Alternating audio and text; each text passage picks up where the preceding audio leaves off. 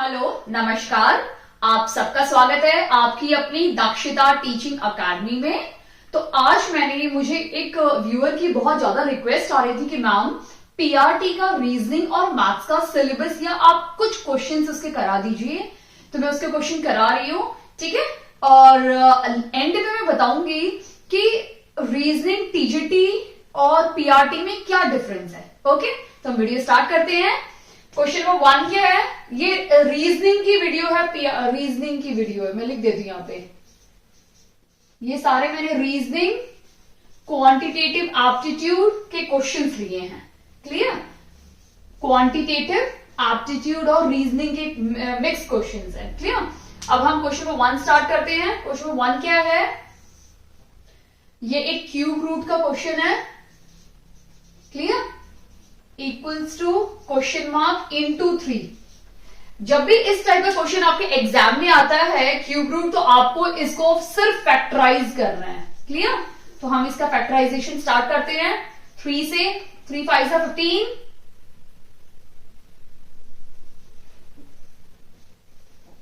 3 6 18, 3 5 15, again 3 6 18 and 3 1 3। Clear?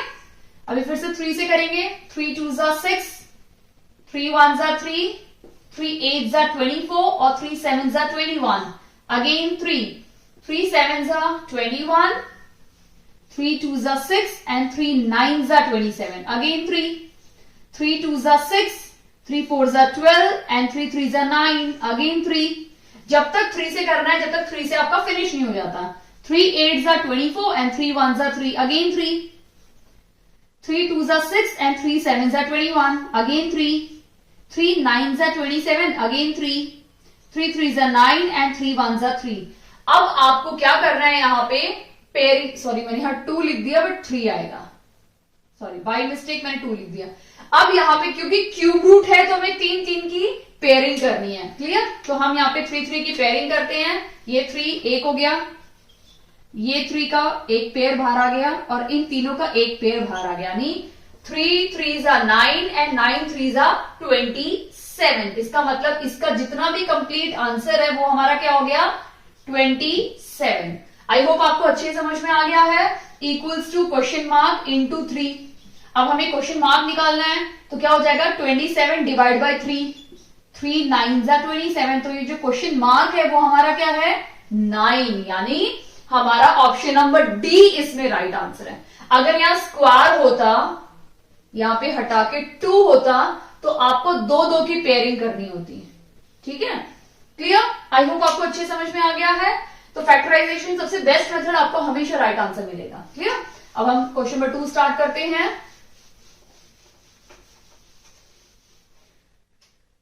Question number 2 है the length of a rectangle. ठीक है? यहां पे एक रेक्टेंगल की बात की गई है, तो मैं एक रेक्टेंगल बना देती हूं।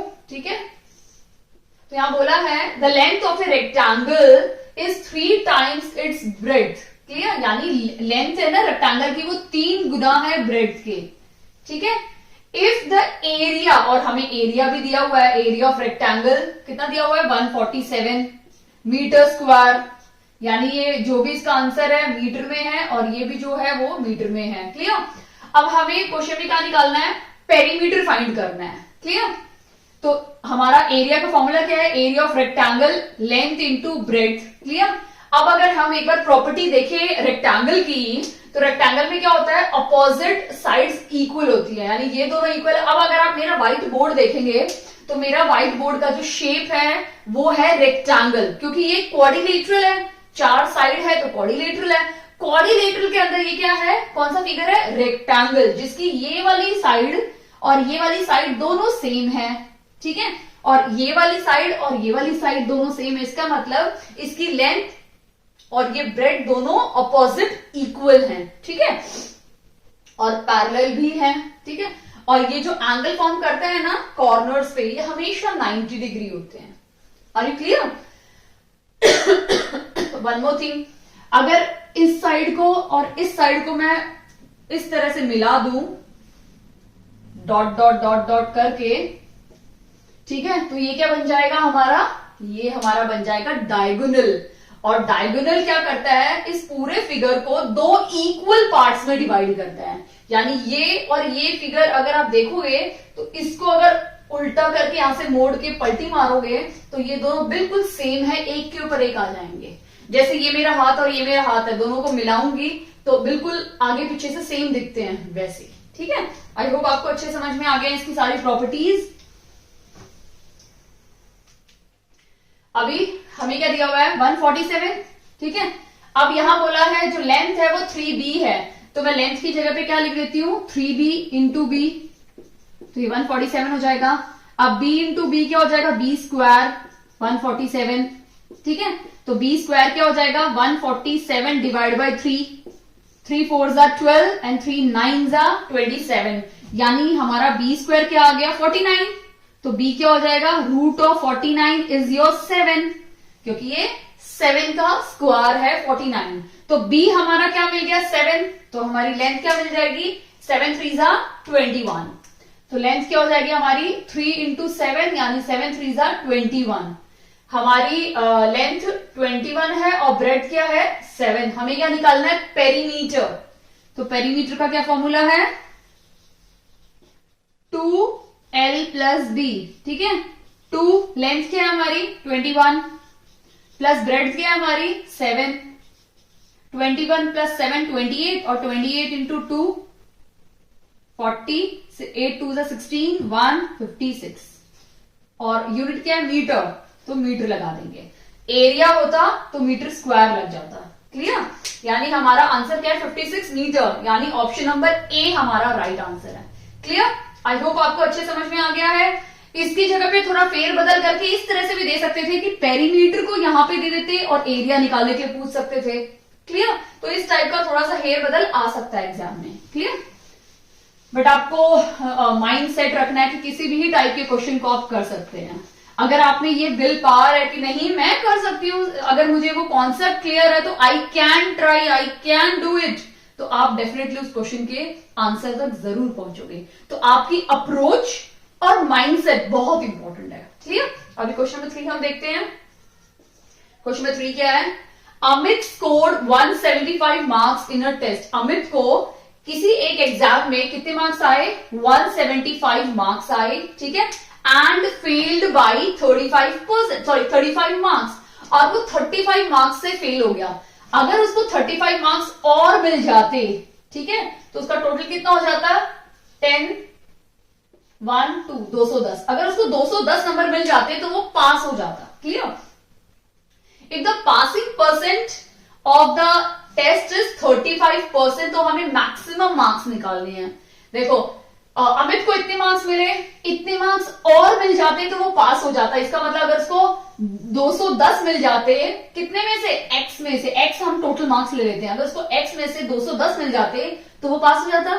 ठीक है, और पासिंग परसेंट कितना है 35%, तो 35% ऑफ x निकाल लो, तो 210 35, क्योंकि टोटल हमने x लिया है 100 इंटू एक्स, तो x क्या हो जाएगा 100 इंटू 210 और नीचे 35। 5 7 जा हम 7 से कर लेते हैं, 7 5 जा 35 और 30 5 6 जा 30 यानी 600। यानी उसके जो टोटल मार्क्स थे वो 600 में से 600 में से उसको 175 में मिले, जिसकी वजह से उसको 35 और मिल जाते तो उसके टोटल कितने हो जाते 210। अगर उसको 600 में से 210 मार्क्स मिलते यानी ये उसके कितने होते 35% और वो पास हो जाता, लेकिन उसको मिले कितने 600 में से 175 मिले, जिसकी वजह से वो फेल हो गया, क्योंकि उसको सिर्फ 35 मार्क्स की कमी थी। वो मिल जाते तो वो पास हो जाता। क्लियर, आई होप आपको अच्छे समझ में आ गया इस टाइप का क्वेश्चन। अब हम नेक्स्ट क्वेश्चन देखते हैं।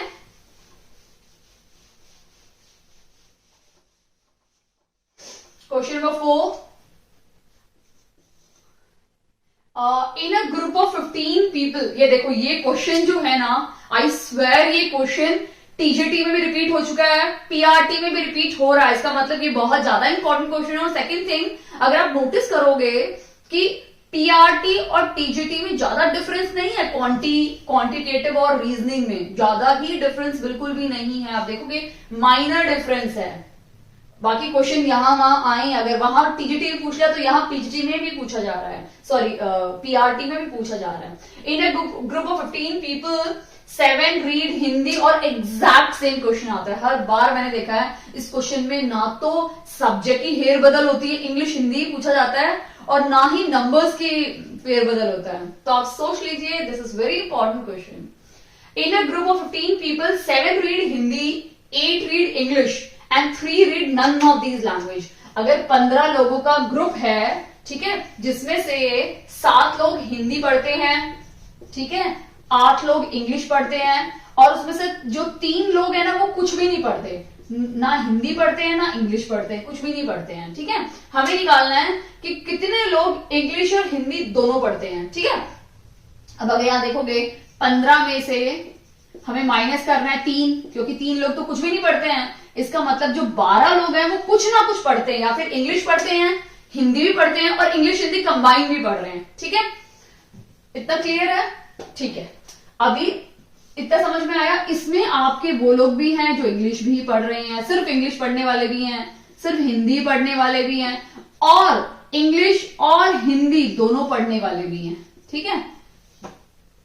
हमें वही निकालना है कि इंग्लिश और हिंदी कितने पढ़ने वाले हैं। तो हम क्या करेंगे, टोटल में से माइनस कर देंगे, 15 माइनस 12 कर देंगे, तो हमें 3 मिल गया। यानी 3 वो लोग हैं जो इस 15 में से 3 वो लोग भी हैं जो हिंदी और इंग्लिश दोनों पढ़ते हैं, ठीक है। तो इसका जो आंसर है वो है ऑप्शन नंबर बी। क्लियर? अब हम नेक्स्ट क्वेश्चन देखते हैं। Question number 5, pointing to a man a woman said. Again ये क्वेश्चन रिपीट हो रहा है, ये काफी बार, देखो मैं बार बार आपको वार्न कर रही हूं, ये क्वेश्चन टीजीटी में भी रिपीट हो चुका है रीजनिंग के, और कम से कम 1 नहीं 2 बार रिपीट हो चुका है। क्लियर? वो भी टीजीटी में, और ये मैं पेपर करा रही हूं पीआरटी का। Clear? Pointing to a man a woman said, या एक आदमी की तरफ इशारा करते हुए एक महिला ने बोला। तो जो इस टाइप के क्वेश्चन में आपको 2 चीजें ध्यान देनी है। जो बोल रहा है उससे ही आपको ढांचा यानी प्लॉटिंग करना स्टार्ट करना है। तो महिला बोल रही है तो मैं महिला बना देती हूं, ठीक है, मैंने महिला बना दिया, ठीक है। अब उसके बाद हमें देखना है इस महिला को कोई करीबी रिश्ता किसी के साथ, मेरी माँ, मेरा भाई, मेरा पिता, मेरी बहन, ऐसा कोई करीबी रिश्ता है तो वो हमें देखना है। तो यहां पे लिखा हुआ है कि his mother is the only daughter of my mother. My mother आ गया ना, तो वैसे ही इसकी माता मेरी माता, मेरी माता आ गया ना, तो महिला की जो माता है, मैंने महिला की माता बना दिया। महिला की माता की एकमात्र पुत्री, महिला की माता की एकमात्र पुत्री तो यही है, यही महिला है, ठीक है। अब ये पुरुष की तरफ इशारा करते हुए क्या बोल रही है, इस तरह से उंगली करते हुए क्या बोल रही है कि इसकी माता यानी उस मैन, यानी मैन, उस आदमी की, या आदमी लिख देती हूं, चलो इजी होगा, उस आदमी की जो माता है वो मेरी माता की एकमात्र पुत्री है। यानी ये दोनों बिल्कुल सेम महिला हैं। यानी अगर ये दोनों सेम महिला, तो इसकी माता ये महिला ही है, तो यहां पे वो कौन आ जाएगा, आदमी आ जाएगा, जिसकी तरफ ये इशारा कर रही थी। इसका मतलब इस आदमी और इस महिला का क्या रिलेशन है, क्या संबंध है, ये आदमी की ये महिला क्या है, माता, यानी मॉम, मदर, ठीक है। यानी हमारा कौन सा ऑप्शन राइट है, ऑप्शन नंबर ए हमारा बिल्कुल सही है। क्लियर? आई होप आपको अच्छे समझ में आ गया है। यानी 2 क्वेश्चन जो अभी तक पीआरटी में मैंने करा चुके हैं वो आपके टीजीटी पेपर में भी रिपीट हो चुके हैं। इसका मतलब टीजीटी और पीआरटी का जो रीजनिंग और क्वांटिटेटिव एप्टीट्यूड है उसमें ज्यादा डिफरेंस बिल्कुल भी नहीं है। आप ध्यान दीजिए, जब आप प्रीवियस ईयर पेपर सॉल्व करते हैं ज्यादा डिफरेंस बिल्कुल भी नहीं है। तो जो पीआरटी और टीजीटी दोनों के लिए अप्लाई करने वाले हैं, आप सिर्फ एक की भी तैयारी कर लीजिए, आपका डेफिनेटली सेकेंड वन अपने आप हो जाएगा। क्लियर? अब हम नेक्स्ट क्वेश्चन देखते हैं। क्वेश्चन में 6 स्टार्ट करते हैं। क्वेश्चन में 6 क्या है, इफ ईस्ट डायरेक्शन, तो फिर से डायरेक्शन का आ गया। तो सबसे पहली चीज, एक चीज ध्यान दीजिए, जब भी डायरेक्शन का क्वेश्चन आता है आप एग्जाम में इस तरह से डायरेक्शन प्लीज बनाइए। आप सिर्फ सोचेंगे अच्छा ये नॉर्थ है, ऐसे घूम गया, बिल्कुल भी नहीं होगा, तो बेटर आप बना लीजिए। ठीक है, क्लियर? आप हर चीज इमेजिनेशन नहीं कर सकते हैं, आप कुछ चीजें इमेजिन कर सकते हैं, हर चीज नहीं। ये जो आता है ये हमारे रीजनिंग में, आपको पता है रीजनिंग में दो टाइप के क्वेश्चंस आते हैं, एक होता है वर्बल, एक होता है नॉन वर्बल। ओह, नॉन वर्बल, ठीक है। आप अगर पता हो वर्बल में सारे आपके क्वांटिटेटिव एप्टीट्यूड आते हैं, क्लियर? इसलिए रीजनिंग के अंदर आपका हमेशा क्वांटी भी पूछा जाता है। और जो नॉन वर्बल है उसमें आपके क्वेश्चंस आते हैं कि एक फिगर इस तरह से दिया हुआ है, उसको आप अगर 360 डिग्री घुमाते हैं तो फिगर कैसा बन जाता है, ठीक है? उस टाइम पे आप ड्रॉ करके नहीं देख सकते हो। तो जो नॉन वर्बल वाला पार्ट होता है ना, वो आपका सिर्फ इमेजिनेशन पे ही होता है कि के लेटर है, के को मैंने ऐसे घुमाया ऐसे हो गया, ऐसे घुमाया ऐसे हो गया, ऐसे घुमाया ऐसे हो गया, अच्छा ऐसा ऐसा हो जाता है। तो ये जो वर्बल है ये हमारा क्वांटी वाला पार्ट है, यानी क्वांटिटेटिव एप्टीट्यूड है। और जो नॉन वर्बल है ये सारा हमारा इमेजिनेशन। अगर आपकी इमेजिनेशन स्किल बहुत फैंटास्टिक है तो आप बहुत जल्दी सब कुछ इमेजिन कर सकते हैं। आप ये इमेजिन कर सकते हो, आपका एस्टार्ट क्लियर हो गया। आप एग्जाम हॉल में बैठे हैं, आप किस टाइप का फील ले सकते हैं, क्लियर? तो इमेजिनेशन जिसकी बहुत पावरफुल है वो ये जो नॉन वर्बल पार्ट है ना उसका बहुत ज्यादा स्ट्रांग होगा, क्योंकि उसको कुछ करना ही नहीं है। अब उसको ये नहीं कि बैठे बैठे शीट घुमाएगा, नो, वो इमेजिन करेगा बंदा और उसका काम हो जाएगा, उसको आंसर मिल जाएगा, क्लियर? तो कुछ क्वेश्चन नॉन वर्बल रीजनिंग के वर्बल में आते हैं, कुछ नॉन वर्बल में आते हैं। तो ये कॉम्बिनेशन कुछ ले सकते हो, तो इसमें आपको बना के देखना है, क्लियर? अब हमने बना दिया। अब यहां बोला है if east direction changes their position to north west. अगर ईस्ट, अब यहां दूसरी पोजीशंस भी बोला है तो मैं यहां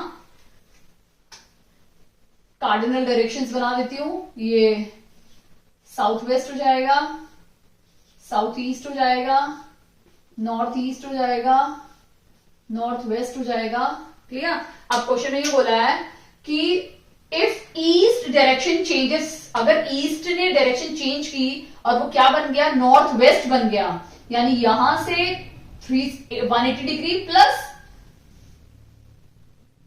30 डिग्री किया, ठीक है? तो इतना डायरेक्शन हो गया इसका, क्लियर?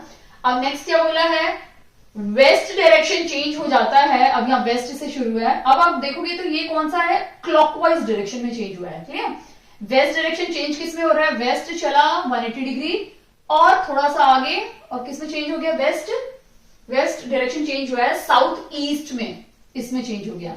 ईस्ट किस में चेंज हुआ है, नॉर्थ वेस्ट में, क्लियर? अब हमें किसका पता करना है, आपको समझ में आ गया? आपको स्ट्रेट 180 डिग्री लेना है और उसमें थोड़ा सा एक कॉलम यानी एक बॉक्स का और आगे बढ़ाना है, ठीक है? हमें किसका करना है, तो इसी तरह से सारी पोजीशंस इसी सेम पैटर्न में घूम रही हैं और अपनी अपनी ये चेंज कर रही हैं, ठीक है, अपनी डायरेक्शंस। अब हमें पता करना है कि नॉर्थ कैसे होगा। अभी नॉर्थ है, क्लॉकवाइज डायरेक्शन इस तरह से होगा, तो नॉर्थ सबसे पहले चल के कहां आ जाएगा, नॉर्थ का 180 डिग्री, और फिर एक और आगे, यानी नॉर्थ किस में चेंज होगा, साउथ वेस्ट में चेंज होगा, क्लियर? आई होप आपको अच्छी समझ में आ गया है। यानी इसका जो आंसर है वो है हमारा C, south west direction, clear? I hope आपको अच्छे समझ में आ गया है। अब हम नेक्स्ट क्वेश्चन देखते हैं, question number 7। If the numerator of a fraction is increased by 200%, यानी एक फ्रैक्शन का जो न्यूमरेटर है वो कितना इंक्रीज हो गया, 200% इंक्रीज हो गया, ठीक है? एंड डिनोमिनेटर भी इंक्रीज हुआ है, यानी डिनोमिनेटर कितना इंक्रीज हो गया, 350% इंक्रीज हो गया, ठीक है? देन न्यू फ्रैक्शन, अब जो इनके पहले हम ले लेते हैं, पहले जो फ्रैक्शन था वो हमारा x/y था, क्लियर? उसके बाद x को कितना इंक्रीज किया, 200%, y को कितना इंक्रीज किया, 350%। उसके बाद जो न्यू फ्रैक्शन हमें मिला वो क्या है हमारा, 5/12 हमें न्यू फ्रैक्शन मिला, क्लियर? तो हमें क्या करना है, इसमें ओरिजिनल एक्स और वाई की वैल्यू निकालनी है। ठीक है, तो पहले फ्रैक्शन क्या था, एक्स था, इंक्रीज होने के बाद कितना हो गया, 200% ऑफ एक्स हो गया, यही हो गया ना। तो x प्लस 200/100 एक्स, ये 2 0 कट गई, 2x प्लस एक्स क्या हो जाएगा, 3x। ठीक है, फिर y कितना इंक्रीज हुआ है, 350%। अगर ये डिक्रीज होता तो यहां पे क्या आ जाता, माइनस साइन। 350/100 इंटू वाई, ये कट गया। ठीक है, ये कैंसिल हो जाएगा, 5 2 एंड 5 7। ठीक है, यानी 7/2, 5 2 10, 5 7 35। तो y क्या हो जाएगा, y प्लस 7/2y, और एल्स ये 3.5 हो जाएगा, कैंसिल कर दो। ये अगर देखोगे तो ये डेसिमल यहां लग जाएगा, इसको भी डिवाइड करोगे तो 3.5 मिल जाएगा। 3.5y, जिसको इससे प्लस करोगे तो हमारा आंसर क्या आ जाएगा, 4.5y। तो ये क्या हो गया हमारा 3x, और ये क्या हो गया हमारा 4.5y। क्लियर। अब हमें इसमें x और y की वैल्यू निकालनी है। आई होप आपको ये वाला समझ में आ गया है। अब हम x और y की वैल्यू निकालते हैं। ठीक है, तो ये 3x है, ये 445, ऊपर 10 ले जाती हूं क्योंकि इसका डेसिमल हटा दिया मैंने। अगर आपको हटाना है हटाइए, अदरवाइज वैसे भी सॉल्व कर सकते हैं आप। ठीक है, तो ये क्या हो जाएगा, 5 9 5 2। ठीक है, 3 3 9, 3 4 12, और ये 3 3 कट गया। ठीक है, तो x/y क्या हो जाएगा, यहाँ 2 है, 5/4, ये 2 वहां चला जाएगा। ठीक है, तो क्या हो जाएगा, x/y क्या हो जाएगा, 5/8। अब ये 2 वहां कैसे गया मैं आपको बता देती हूँ। अगर हम क्रॉस मल्टीप्लाई करते हैं तो ये इससे मल्टीप्लाई हो जाएगा और ये इससे मल्टीप्लाई हो जाएगा, तो x यहीं पे रहने देती हूँ, सिर्फ 2 को मल्टीप्लाई कर देती हूँ। तो हमारा जो ओरिजिनल फ्रैक्शन था वो क्या है, 5/8, यानी हमारा ऑप्शन नंबर बी इसमें राइट आंसर है। क्लियर। अब हम नेक्स्ट क्वेश्चन, आई होप आपको अच्छे समझ में आ गया है। डिक्रीज का आएगा तो आपको माइनस करना है, तो आपको वैसे ही सेम आंसर मिल जाएगा। पैटर्न यही फॉलो करना है जब भी ये क्वेश्चन आए। ऑब्वियसली बात है, सेम क्वेश्चन नहीं मिलेगा तो थोड़ा बहुत फेरबदल होगा आपके नंबर्स में, या कितना परसेंट चेंज हुआ, न्यूमरेटर शायद इंक्रीज हो, डिनोमिनेटर डिक्रीज हो सकता है, या इसका वाइस वर्सा हो सकता है, या फिर दोनों ही इंक्रीज होंगे या फिर दोनों ही डिक्रीज होंगे। तो इस टाइप का आपको फ्रैक्शन मिल जाएगा। क्लियर। नेक्स्ट क्वेश्चन देखते हैं, question number 8। In a code language, एक कोड लैंग्वेज दी हुई है। ऑब्वियसली बात है, मैं आपको हर बार बताती हूँ, जब भी कोड लैंग्वेज का क्वेश्चन आए तो आपको क्या करना है, एबीसीडी पूरा जेड तक लिख देना है। ठीक है, अगर आपका यूज होता है तो बहुत अच्छी बात है, नहीं यूज होता है तो no problem, but make a habit.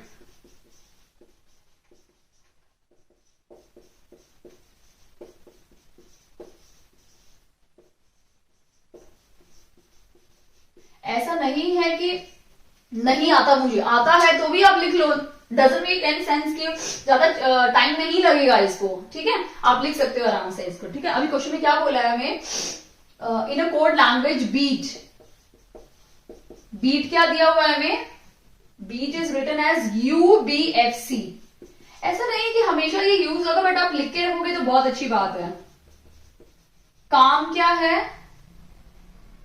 NMBD।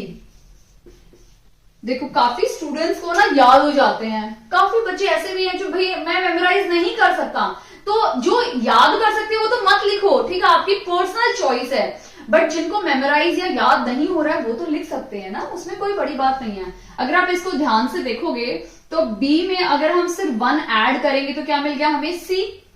ई में भी हमने एक ऐड किया तो हमें क्या मिल गया, F। ए में भी ऐड किया तो हमें B मिल गया, टी में ऐड किया 1 तो हमें U मिल गया। सेम वैसा ही C में हमने +1 किया तो D मिल गया, A में +1 किया तो हमें B मिल गया, L में +1 किया तो हमें M मिल गया, N में +1 किया तो हमें N मिल गया। क्लियर। अभी हमें अभी आपको पैटर्न समझ में आया कि हमें यहां से +1 ऐड करना है तो हमें नेक्स्ट हमारा आंसर मिल रहा है। क्लियर। अब हमें निकालना किसका है, सौर का, SORE।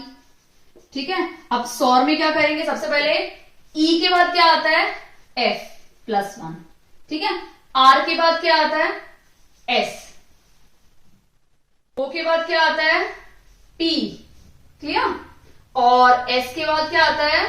T, यानी FSPT, क्लियर? ये हमें मिल गया ऑप्शन। FSPT किसका ऑप्शन है? ऑप्शन नंबर ए हमारा राइट आंसर है, क्लियर? इनमें सब में आपने क्या किया? +1 ऐड कर दिया, तो हमारा ऑप्शन क्या मिल गया? ऑप्शन नंबर ए हमारा इसमें राइट आंसर है, क्लियर?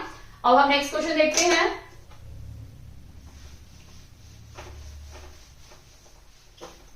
क्वेश्चन नंबर 9 भी एक सीरीज है। कंप्लीट द फॉलोइंग सीरीज क्या दी हुई है? DG, HK, LO, next is PS, और हमें नेक्स्ट वैल्यू निकालनी है, क्लियर?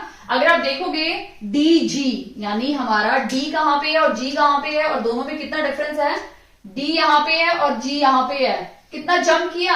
1 2 3, यानी +3 का जंप किया तो G मिल गया। यहां से यहां तक कितना जंप किया? +3 जंप किया तो ये मिल गया। अब उसके इमीडिएटली बाद नेक्स्ट नंबर है, यानी इसमें +1 किया तो H मिल गया, क्लियर? H के बाद फिर से ऑब्वियस आता है +3 होना चाहिए। 1 2 3 कहा गया? 1 2 3, K मिल गया। फिर से कितना किया? +3 का किया। K के बाद +1 किया तो L मिल गया। L M N O, वापस +3 किया। M है सॉरी क्या है? L, 1 2 3, यानी फिर से +3 मिल गया। उसके बाद नेक्स्ट +1 मिल गया। अब P के बाद क्या है? 1 2 3, फिर से +3 किया तो S मिल गया, ठीक है? और S के बाद नेक्स्ट नंबर क्या होगा? T, तो क्या होगा? T के बाद हमें +3 जंप करना है, यानी 1 2 3 W आएगा ना, तो TW इसका राइट आंसर है, क्लियर? तो कौन सा ऑप्शन है? ऑप्शन नंबर डी हमारा राइट आंसर है, क्लियर? तो इस तरह से आपको देखना है कैसे कॉम्बो बन रहा है, और वही कॉम्बो आपको यहाँ पे अप्लाई करना है, ठीक है? क्योंकि जनरली हम भी मैकडोनल्ड्स जाते, कहीं पे भी जाते हैं, हमें कॉम्बोज ज्यादा अच्छे लगते हैं कि चलो यार सबके लिए फायदा हो जा रहा है। तो वैसे ही आपको कॉम्बो देखना है कैसे, कौन सा कॉम्बिनेशन लग रहा है, और वही कॉम्बिनेशन आपको यहाँ अप्लाई करना है, क्लियर? अब नेक्स्ट क्वेश्चन देखते हैं।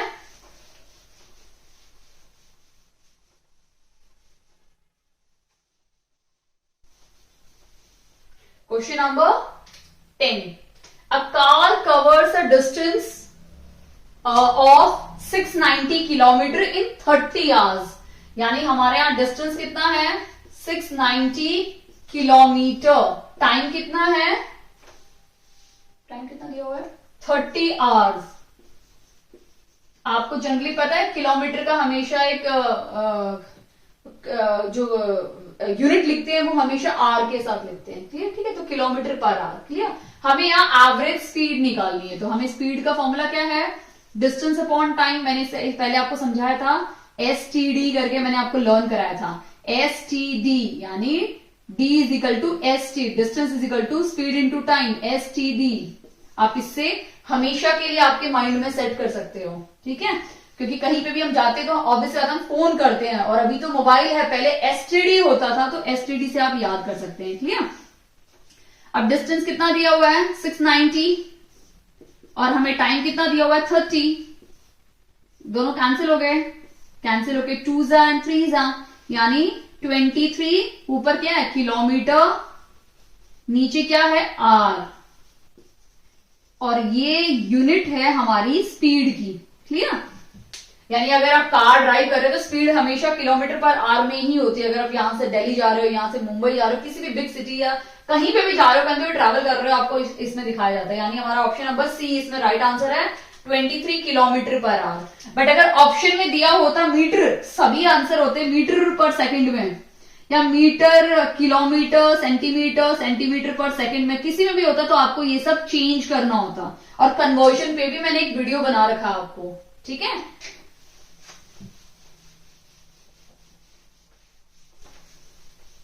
बाकी कन्वर्जन मैं एक बार आपको फिर से रिवाइज करा देती हूं। जब भी कभी आपको किलोमीटर पर आवर को चेंज करना है मीटर पर सेकंड में, तो आपको क्या करना है? कुछ भी नहीं करना। 1 किलोमीटर इज इक्वल टू कितना होता है? 1000 मीटर, एक जीरो भूल गई। और 1 आवर इज इक्वल टू कितना होता है? 1 घंटे में 60 मिनट होते हैं, और 60 मिनट में 60 सेकंड होते हैं, तो ये कंबाइन होके क्या हो जाएगा? 3600। तो अभी हम किलोमीटर की जगह पे क्या लिखेंगे? ये वैल्यू। आर की जगह पे क्या लिखेंगे, ये वैल्यू, यानी 1000 किलोमीटर पर आर, 1000 अपॉन 3600 मीटर पर सेकेंड। ये 2 0 कैंसिल हो गए, ठीक है। 5 सॉरी 2 से कैंसिल कर रही हूं, 2 5 10 और 2 18 ठीक है, यानी 5/18। इसका मतलब जब भी आपको किलोमीटर पर आवर को मीटर पर सेकेंड में कन्वर्ट करना है तो आपको सिर्फ ये पूरा लेने की जरूरत नहीं है, आपको सिर्फ 5/18 से मल्टीप्लाई कर दो, वो नंबर जो भी दिया होगा वो अल्टीमेटली आपका मीटर पर सेकेंड में कन्वर्ट हो जाएगा, ठीक है। आपको ये सब करने की बिल्कुल भी जरूरत नहीं है, आपको सिर्फ 5/18 से मल्टीप्लाई करना है। सपोज हमें 180 किलोमीटर पर आवर को किस में चेंज करना है, मीटर पर सेकेंड में चेंज करना है, तो 180 लिखो, 180 इंटू मीटर पर सेकेंड में चेंज करना है तो 5/18 से मल्टीप्लाई कर दो, 10 यानी 50 मीटर पर सेकेंड हो गया। क्लियर? आई होप आपको अच्छे समझ में आ गया है। अब हम नेक्स्ट क्वेश्चन देखते हैं। तो इस तरह से आप कन्वर्जन्स कर सकते हो। तो आपको सिर्फ 5/18 याद रखना, अगर उल्टा करना है उसका, अगर आपको मीटर पर सेकेंड को चेंज करना है किलोमीटर पर आवर में, तो आप उसका उल्टा कर सकते हो, 18/5 से मल्टीप्लाई कर दो तो वो किलोमीटर पर आवर में चेंज हो जाएगा, ठीक है। अब हम नेक्स्ट क्वेश्चन देखते हैं। क्वेश्चन नंबर 11 क्या है, the average of 5 consecutive even numbers, यानी मैंने इससे पहले आपको बताया था कंसेक्यूटिव नंबर्स क्या होते हैं, जो नंबर एक दूसरे के काफी करीबी होते हैं, 1 2 3 यानी पास पास वाले नंबर, कंटिन्यूस नंबर, उनको हम कंसेक्यूटिव बोलते हैं। ये कितना दिया हुआ है हमें, एवरेज 74, यानी 5 नंबर का एवरेज 74 दिया हुआ है, यानी इन पांचों का सम कितना हो जाएगा, a plus B plus C plus D plus E कितना हो जाएगा, 7 5 30 सॉरी 5 4 20 0 2 35 36 37, ये हमारा आंसर हो गया। क्लियर? अब हमें कंसेक्यूटिव नंबर्स लेने हैं, तो इससे पहले मैंने आपको वीडियो में समझाया था कंसेक्यूटिव कैसे लेना है, एक x -1, दूसरा x -2, x +2 और x +1 +2, ये हमारा हो गया कंसेक्यूटिव नंबर्स, यानी एक के बाद एक, ठीक है। मैंने इससे पहले भी वीडियो में आपको समझाया था, जब भी कंसेक्यूटिव वर्ड आए तो आपको क्या करना है, x लेना है, एक माइनस एक प्लस, एक माइनस एक प्लस, ठीक है। यही सेम कंसेक्यूटिव कॉन्सेप्ट वाला आपके टीजीटी में भी काफी बार आ चुका है, ठीक है, लेकिन हर बार कंडीशंस अलग होती हैं, यहाँ कंडीशन अलग है, ठीक है। अब इसमें ये बोला है कि आपको इवन नंबर लेना है, तो इवन नंबर के हम क्या करेंगे, मल्टीप्लाई बाय 2 से मल्टीप्लाई कर दोगे तो आपके सारे नंबर क्या बन जाएंगे, इवन नंबर। क्लियर?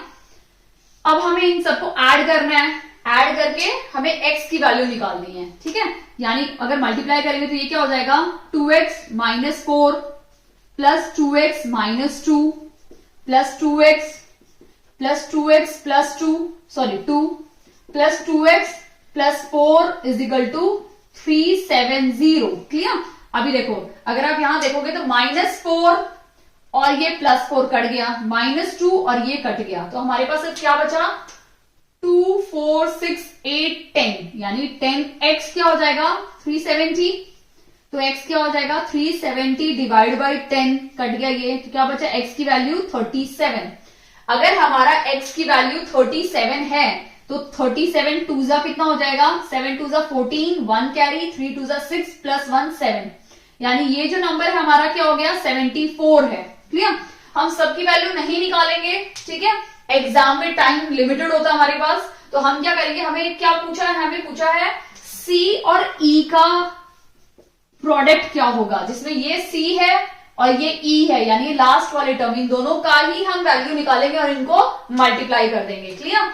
अब ये 37 है, 37 प्लस 2 39 इंटू 2 करना है, ठीक है। आपको 9 2 18 78।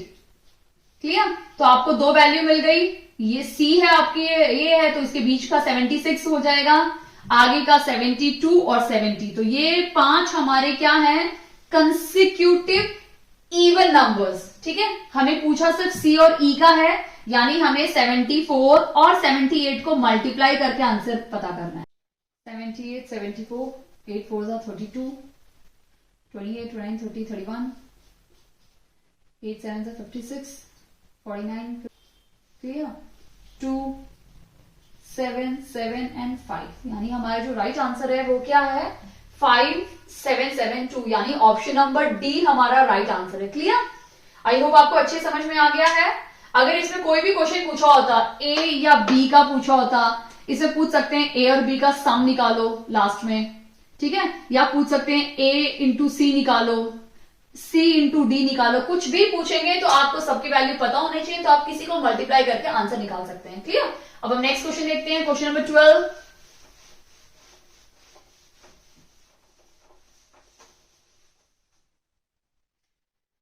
क्वेश्चन 12 है the average age of a man.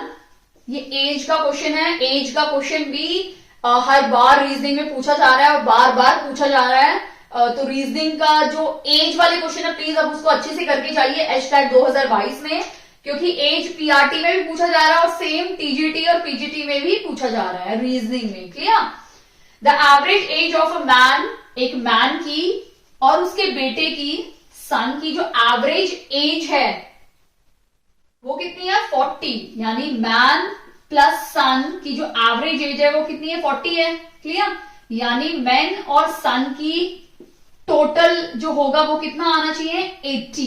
Clear, अब क्वेश्चन में ये बोला हुआ है कि द एवरेज एज इतना हो गया, the ratio of the ages, उनकी एजेस के जो रेशियो है वो क्या है 11:5। क्लियर, हमें इनकी क्या निकालनी है, उसके बेटे की एज निकालनी है। तो हम यहाँ पे अगर बेटे की x लेंगे, तो अगर बेटे की x होगी, ठीक है, तो फादर यानी मैन की क्या हो जाएगी, मैन की एज क्या हो जाएगी 80 माइनस सन, सन क्या है, सॉरी 80 माइनस सन क्या है x, ठीक है, यानी इनकी क्या होगी 80 माइनस x। अगर बेटे की x है तो फादर की यानी मैन की क्या होगी 80 माइनस x। यहाँ पे एक्चुअली फादर और सन लेना था, ठीक है, इतना समझ में आया आपको। अब बोला है कि इन दोनों के जो रेशियोज हैं वो क्या है 11/11:5, ठीक है, यानी 80 माइनस x अपॉन x का जो रेशियो है वो है 11:5। हम क्रॉस मल्टीप्लाई कर देते हैं, ठीक है, 8 5 40, 400 minus 5x is equal to 11x, ये वहां जाके क्या हो जाएगा 16x is equal to 400, x क्या हो जाएगा डिवाइड बाय 16, 16 2 जा 32 एंड 16 5 जा, ठीक है, तो x क्या आ गया हमारा 25, यानी बेटे की एज क्या है 25 साल, तो फादर की कितनी हो जाएगी, ऐसे तो क्वेश्चन में सिर्फ बेटे की पूछी है 25 इयर्स, फादर की भी निकाल सकते हो 80 माइनस 25 5, और ये हो जाएगा 55, यानी फादर की 55 है और बेटे की क्या है 25 है, और दोनों को जब हम प्लस करेंगे तो हमारा क्या आ जाएगा 80, 55 प्लस 25 80 आ गया। क्लियर, और इनको डिवाइड बाय 2 करोगे तो 40 आ जाएगा जो हमसे यहां पूछा हुआ था। क्लियर, तो हमारा जो राइट आंसर है वो क्या है ऑप्शन नंबर बी हमारा राइट आंसर है। क्लियर, आई होप आपको अच्छे समझ में आ गया है सारे क्वेश्चंस। बाकी क्वेश्चन मैं अपने सेकंड वीडियो यानी सेकंड पार्ट में बनाऊंगी, सारे कवर करने की कोशिश करूंगी।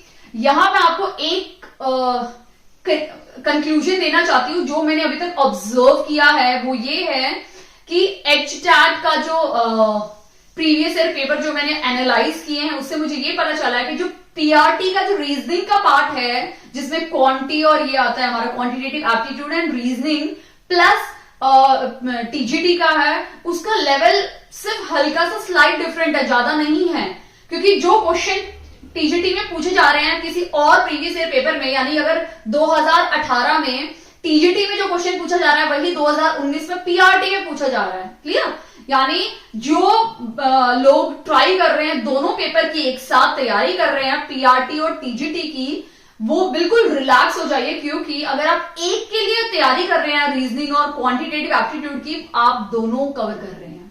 ठीक है, आपका समझ लगे कि आपको अलग से पढ़ना पड़ेगा, आप दोनों कवर कर रहे हैं। क्लियर, आई होप काफी लोगों के ये छोटे छोटे डाउट्स होते हैं जो कई बार पूछते भी हैं और शायद कमेंट के चक्कर में वो कहीं इग्नोर भी हो जाते हैं। क्लियर, लेकिन मुझे अभी अचानक से क्लिक हुआ था, किसी ने मुझसे पूछा था, तो मैंने ये आंसर दिया है आपको कि आपको बिल्कुल वरी होने की जरूरत नहीं है, टेंशन लेने की जरूरत नहीं है, आपको अलग से भी प्रिपरेशन करने की जरूरत नहीं है, क्योंकि जो पीआरटी का पूछा जा रहा है वही क्वांटिटेटिव और रीजनिंग आपके टीजीटी में भी पूछे जा रहे हैं। हल्के से क्वेश्चन में स्लाइट चेंजेस हैं, ठीक है, अदरवाइज ऑलमोस्ट सेम है, क्योंकि जो बंदा दे रहा है एग्जाम उसकी तो एज उतनी है ना, टीजीटी वाले की कई बार पीआरटी वाले की सेम उम्र है, क्वालिफिकेशन की वजह से आप अलग अलग अपना दे रहे हो, इंटरेस्ट की वजह से, ठीक है, तो इसीलिए ज्यादा चेंजेस बिल्कुल भी नहीं है, कभी कभी तो ऑलमोस्ट सेम क्वेश्चन पूछे जा रहे हैं। ओके, अगर आपको वीडियो अच्छी लगी हो तो प्लीज इस वीडियो को लाइक कीजिए, चैनल पे नए हैं तो प्लीज चैनल को सब्सक्राइब कीजिए दक्षता टीचिंग अकेडमी, और मैं ट्राई करूंगी कि लास्ट 1 वीक में आपको वही इंपॉर्टेंट पढ़ाऊं जो एक एंड मोमेंट पे लास्ट रिविजन होता है, क्लियर, यानी सारे आपके फॉर्मुलेज रिविजन, रीजनिंग के, मैथ्स के, क्लियर। तो वीडियो देखने के लिए बहुत बहुत थैंक यू।